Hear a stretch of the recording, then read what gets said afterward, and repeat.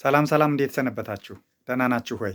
እግዚአብሔር አምላክ የተመሰገነ የተባረከ ይሁን። መጋቢያ ለልኛ ሰፋ ነኝ ከባህር ዳር ሕይወት ብርሃን ቤተክርስቲያን። እንዴት ናችሁ? ክብር ለእግዚአብሔር ይሁን። ዛሬ ከእግዚአብሔር ቃል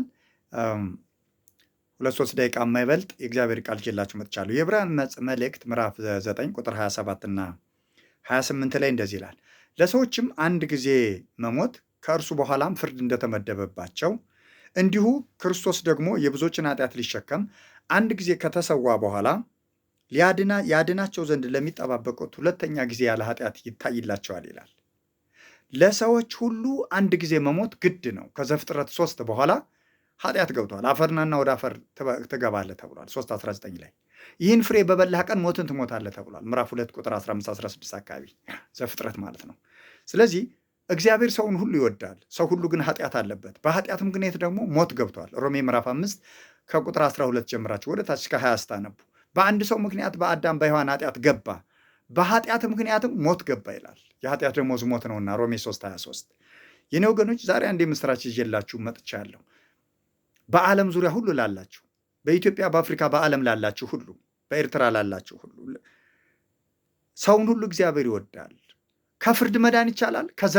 ከዘላለም ሞት ማምለጥ ይቻላል። ይቻላል። እንዴት? በኢየሱስ ክርስቶስ በማመን።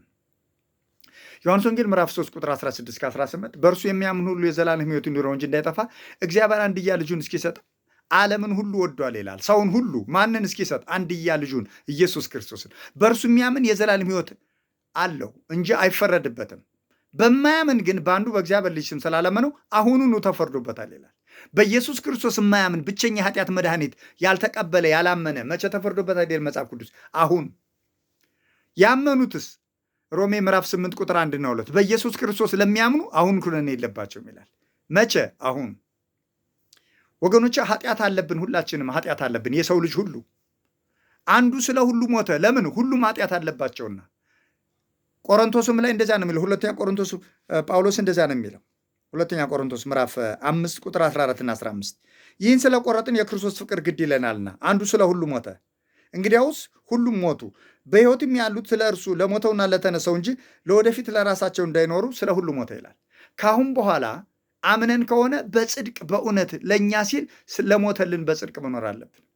የኔ ወገኖች ከዘላለም ፍርድ ከዘላለም ሞት ማምለጥ ትፈልጋላችሁ? ኢየሱስ ክርስቶስ ሞቶላቸዋል። ምን ይሁን ታዲያ? መድኃኒቱን እመኑት። ሙቶ አልቀረም። እንደነንትና ሁሉም ሞተዋል። የሰው ልጅ ሁሉ ሙቶ ቀርተዋል።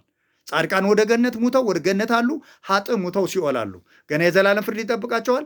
ጻድቃን ገነት ያሉት የዘላለም ሕይወት ይጠብቃቸዋል። ኢየሱስ ክርስቶስ ትንሣኤና ሕይወት እኔ ነኝ፣ የሚያምንብኝ ቢሞት ይነሳል ብሏል። እግዚአብሔር የተመሰገነ ይሁን። ስለዚህ ለሰው ሁሉ አንድ ጊዜ መሞት ግድ ነው። ከሞት ባሻገር ትንሣኤ አለ።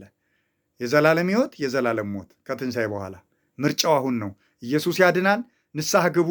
የእግዚአብሔርን መንግሥት ቀርባለች። ኢየሱስ ክርስቶስ ያድናል። እግዚአብሔር ይባርካችሁ። ሻሎም